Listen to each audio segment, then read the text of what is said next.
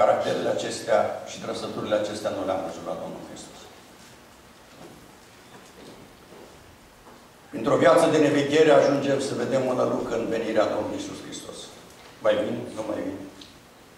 Și cu toate acestea, în a patra strajă din noapte, luceafărul. Când e mai întuneric, când vânturile sunt mai protivnice, când lupta în lumea Duhurilor este mai acerbă, vine Domnul Iisus Hristos. Câți vor pleca? Câți vor rămâne?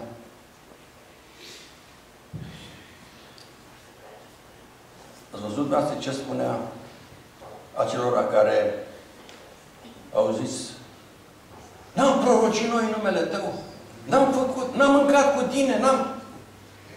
Niciodată nu v-am prorocit. Luceafărul strălucitor este gata să se aprindă. Ridicați-vă privirile în sus, de unde vine izbăvirea.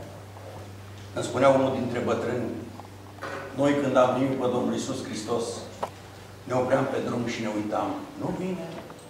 Nu vine.